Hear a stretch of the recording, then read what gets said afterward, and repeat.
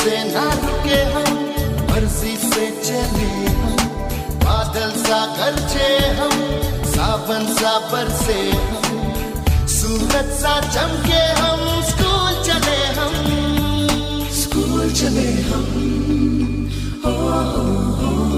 से ना रुके।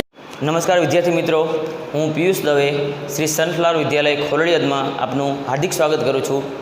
વિદ્યાર્થી મિત્રો, આની પહેલાં અગાઉના લેક્ચરમાં આપણે પૂર્ણ વર્તમાનકાળ, પૂર્ણ ભૂતકાળ વિશે ચર્ચા કરેલી અને પૂર્ણ ભવિષ્યકાળ વિશે. આજે આપણે કન્ટિન્યુઅસ પરફેક્ટ પ્રેઝન્ટ ટેન્સ એટલે કે ચાલુ પૂર્ણ વર્તમાનકાળ વિશે ચર્ચા કરવા જઈ રહ્યા છીએ. તો સૌથી પહેલી વસ્તુ વિદ્યાર્થી મિત્રો, આપણા માઇન્ડમાં એ કોન્સેપ્ટ ક્લિયર હોવો જોઈએ કે પરફેક્ટ પ્રેઝન્ટ ટેન્સ એટલે કે પૂર્ણ વર્તમાનકાળ અને ચાલુ પૂર્ણ વર્તમાનકાળમાં શું ડિફરન્સ છે. આપણે સૌથી પહેલાં મહત્ત્વની વસ્તુ આપણા માટે એ છે કે આ બે વસ્તુ આપણા માઇન્ડમાં ક્લિયર હોવી જોઈએ. તો આપણે પૂર્ણ વર્તમાનકાળમાં એના વિશે ચર્ચા કરેલી કે પૂર્ણ વર્તમાનકાળમાં હંમેશા એવી ક્રિયાઓ આવે છે કે જે ક્રિયા પૂરી થઈ ગઈ હોય પરંતુ તેની અસર હજુ ચાલુ હોય. તો આ આપણે શેની વાત કરી? પૂર્ણ વર્તમાનકાળ. પરંતુ આજે આપણે ચાલુ પૂર્ણ વર્તમાનકાળ વિશે ચર્ચા કરવા જઈ રહ્યા છીએ. તો ચાલુ પૂર્ણ વર્તમાનકાળમાં હંમેશા એવી જ ક્રિયાઓ આવે છે જે ક્રિયાઓ ભૂતકાળમાં શરૂ થઈ ગઈ હોય, બોલવાના સમય દરમિયાન ચાલુ હોય અને ભવિષ્યમાં ચાલુ રહેવાની સંભાવના હોય. હજી વિદ્યાર્થી મિત્રો રિપીટ કરું છું, ચાલુ પૂર્ણ વર્તમાનકાળમાં હંમેશા એવી બધી જ ક્રિયાઓ આવશે જે ક્રિયા ભૂતકાળમાં શરૂ થઈ ગઈ છે, અત્યારે હાલમાં ચાલુ છે અને ભવિષ્યમાં ચાલુ રહેવાની સંભાવના છે. તો આ જે ક્રિયા આવે છે ચાલુ પૂર્ણ વર્તમાનકાળમાં. હજી વિદ્યાર્થી મિત્રો તમારા માઇન્ડમાં એક વસ્તુ કોન્સેપ્ટ ક્લિયર કરવા માગું છું. પૂર્ણ વર્તમાનકાળ અને ચાલુ પૂર્ણ વર્તમાનકાળની વ્યાખ્યા ખાસ સમજવાની છે.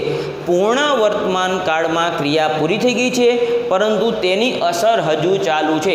જ્યારે ચાલુ પૂર્ણ વર્તમાનકાળમાં ક્રિયા ભૂતકાળમાં શરૂ થઈ છે, વર્તમાનમાં અત્યારે ચાલુ છે અને ભવિષ્યમાં ચાલુ રહેવાની સંભાવના છે. આ ક્રિયા થઈ ચાલુ પૂર્ણ વર્તમાનકાળ.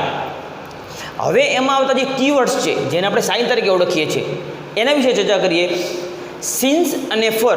તો આ બે શબ્દની ચર્ચા આપણે પૂર્ણ વર્તમાનકાળમાં પણ કરેલી અને સિન્સ અને ફોર આ બે કીવર્ડ્સ એવા છે કે જે ચાલુ પૂર્ણ વર્તમાનકાળમાં પણ આવે છે અને પૂર્ણ વર્તમાનકાળમાં પણ આવે છે. તો એનો મતલબ શું થયો કે સિન્સ અને ફોર ક્યારે વપરાય છે એ આપણને ખાસ ખબર હોવી જોઈએ. બીજી મહત્ત્વની વસ્તુ તમને ધ્યાન દોરવા માગું છું કે ચાલુ પૂર્ણ વર્તમાનકાળમાં સિન્સ અથવા ફોર આપ્યા પછી સમયના અનુસંધાને સમય દર્શાવતો શબ્દ આવવો જોઈએ. તો આ બંને શબ્દ એમાં પણ આવતા હતા, એટલે કે પૂર્ણ વર્તમાનકાળમાં પણ આવતા હતા અને ચાલુ પૂર્ણ વર્તમાનકાળમાં આવે છે. તો સિન્સ અને ફોર ક્યારે યુઝ થાય છે એ માઇન્ડમાં આપણો કોન્સેપ્ટ ક્લિયર હોવો જોઈએ. તો સૌથી પહેલાં આપણે ચર્ચા કરીએ સિન્સ. પોઈન્ટ ઓફ ટાઈમ એટલે કે ચોક્કસ સમય. જ્યારે વાક્યમાં ચોક્કસ સમય દર્શાવવામાં આવેલો હોય ત્યારે હંમેશા સિન્સ યુઝ થાય છે. ઉદાહરણ તરીકે since morning, since afternoon, since evening, since January, since Saturday, since Monday. તો આ એક ચોક્કસ સમય છે. તો જ્યારે ફિક્સ સમય આપેલો હોય ત્યારે સિન્સ યુઝ થાય છે. હવે વાત કરીએ આપણે ફોરની. તો ફોર શું ઇન્ડિકેટ કરે છે? પીરિયડ ઓફ ટાઈમ એટલે કે સમયગાળો. 2 દિવસ, 2 મહિના, 2 વર્ષ, 20 દિવસ, આવો જે સમયગાળો છે પીરિયડ ઓફ ટાઈમ, ડ્યુરેશન, તો ત્યારે યુઝ થાય છે for. Just example, for 2 minute, for 2 month, for 2 year વગેરે વગેરે. હવે આપણે ચર્ચા કરીએ સૌથી મહત્ત્વની જે વસ્તુ છે એ યાદ રાખવાની બાબત. શું યાદ રાખશું? તો સૌથી પહેલાં હેવેસ પ્લસ બીન પ્લસ ક્રિયાપદનું આઈએનજી વાળું રૂપ. ચાલુ પૂર્ણ વર્તમાનકાળમાં હંમેશા હેવેસ પ્લસ બીન પ્લસ ક્રિયાપદનું આઈએનજી વાળું રૂપ વપરાય છે. આ વગર ચાલુ પૂર્ણ વર્તમાનકાળ બનતો નથી. તો હજી વિદ્યાર્થી મિત્રો રિપીટ કરું છું, ચાલુ પૂર્ણ વર્તમાનકાળનું વાક્ય હોય તો એમાં ફરજિયાત હેવેસ પ્લસ બીન પ્લસ ક્રિયાપદનું આઈએનજી વાળું રૂપ. વી પ્લસ આઈએનજી એટલે ક્રિયાપદનું આઈએનજી વાળું રૂપ. હવે વિદ્યાર્થી મિત્રો આપણા માટે મહત્ત્વની વસ્તુ એ છે જે આપણા માટે પ્લસ પોઈન્ટ છે કે આ કાળમાં પેસિવ વોઇસ આવતી નથી. એટલે આ જે કાર્ડ છે એને પેસિવમાં ફેરવવાનું ક્યારેય પૂછાતું નથી, પરંતુ આ કાર્ડ આપણા જે સિલેબસ છે એમાં યુઝ થાય છે, એટલા માટે આપણે આની બધી જ માહિતી આપણી પાસે ખાસ હોવી જોઈએ. તો મહત્ત્વની વસ્તુ આપણા માટે એ છે કે પેસિવ વોઇસ યુઝ થતું નથી. ત્યાર પછી આપણે ચર્ચા કરીએ એની જે સેન્ટેન્સ છે, વાક્ય રચનાઓ છે, જે આપણે ખબર છે કે દરેક કાળમાં 3 વાક્યના આવે છે, હકાર, નકાર અને પ્રશ્નાર્થ. પરંતુ આપણે આમાં ખાલી એક્ટિવ એટલે કે જે સેન્ટેન્સમાં વપરાય છે એની જ ચર્ચા કરવાની છે, હકાર, નકાર અને પ્રશ્નાર્થ. જે દરેક કાળમાં આપણે હકાર, નકાર અને પ્રશ્નાર્થ જે 3 છે એની જે પેસિવની ચર્ચા કરતા હતા એ ચર્ચા આપણે આ કાળમાં કરવાની નથી, ફક્ત હકાર, નકાર અને પ્રશ્નાર્થ. પણ એમાં પણ મહત્ત્વની વસ્તુ આપણા માટે આ છે, એટલે મોટે ભાગે ચાલુ પૂર્ણ વર્તમાન કાળમાં હકાર વાક્ય વપરાય છે. એનો મતલબ એવો નથી કે નેગેટિવ અને ઇન્ટરોગેટિવ એટલે કે નકાર અને પ્રશ્નાર્થ વપરાતી નથી, પણ મોટે ભાગે યુઝ થાય છે હકાર. તો હવે આપણે એના વિશે ચર્ચા કરીએ કે ચાલુ પૂર્ણ વર્તમાન કાળની હકાર વાક્ય રચના કઈ છે. સૌથી પહેલાં કરતા, હેવેઝ પ્લસ બીન પ્લસ ક્રિયાપદનું આઈએનજી વાળું રૂપ, વીઆઈએનજી એટલે કે ક્રિયાપદનું આઈએનજી વાળું રૂપ પ્લસ કર્મ પ્લસ અધર વર્ડ્સ. તો અહીંયા છે હેવ અને હેઝ. તો આપણા માઇન્ડમાં આ વસ્તુ ક્લિયર હોવી જોઈએ કે ક્યારે હેવ વપરાય અને ક્યારે હેઝ વપરાય. તો આજે હેવ અને હેઝ છે એ તો આપણે પૂર્ણ વર્તમાન કાળમાં, સાદા વર્તમાન કાળમાં આપણે શીખી ગયા છીએ. તેમ છતાં આપણે એના વિશે ચર્ચા કરી લઈએ. કર્તાની જગ્યાએ આઈ, વી, યુ, ધે તો હેવ યુઝ થાય છે, અને હી, સી, ઇટ હોય છે, મીન્સ કે સિંગ્યુલર છે તો હેઝ યુઝ થાય છે. તો આપણે શેની ચર્ચા કરી? ક્યારે હેવ અને ક્યારે હેઝ. હવે ત્યાર પછી આપણે જે ચર્ચા કરવા જઈ રહ્યા છીએ નેગેટિવ સેન્ટેન્સ છે. તો નકાર વાક્ય બનાવવા માટે આપણને ખબર જ છે કે જ્યારે પણ તમે ક્રિયાપદ પછી નોટ મૂકો છો તો એ વાક્ય નકાર બને છે. કોઈ પણ કાળમાં આ એક રૂલ્સ કોમન છે કે વાક્યને તમારે નકાર બનાવવું છે તો તમારે ફરજિયાત ક્રિયાપદ પછી નોટ મૂકવાનું છે.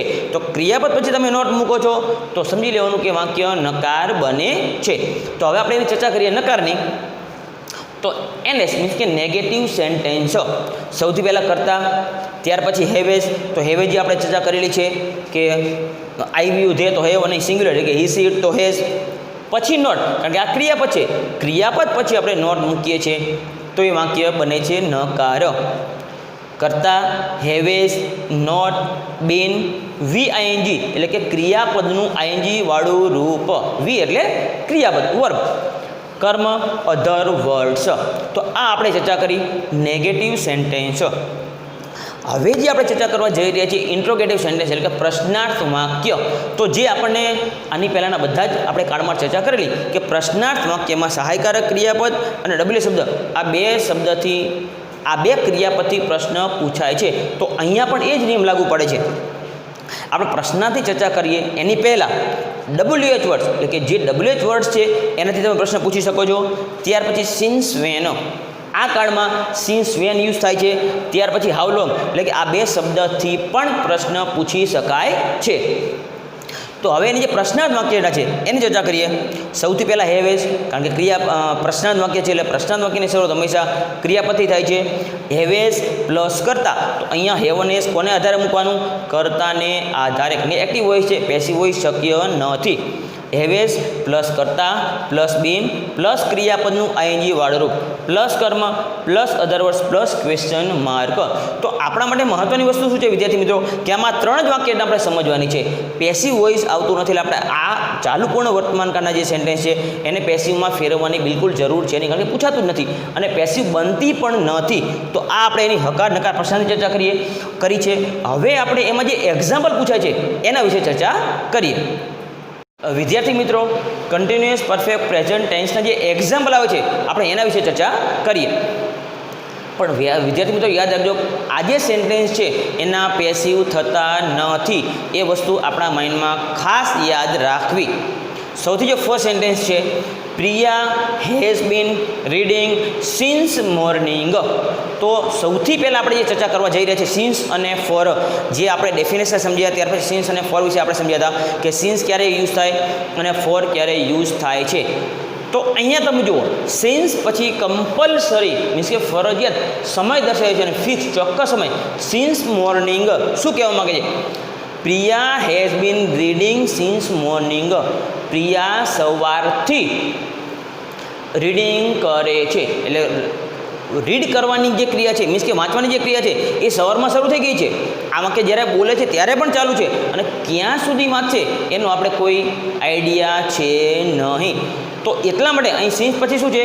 મોર્નિંગ, ચોક્કસ સમય બતાવ્યો છે માટે. એટલે કે સવારથી રીડ કરે છે, અત્યારે ચાલુ છે વાંચવાનું અને હજી ભવિષ્યમાં ક્યાં સુધી વાંચે મીન્સ કે થોડા સમય સુધી એ આપણને ખબર નથી.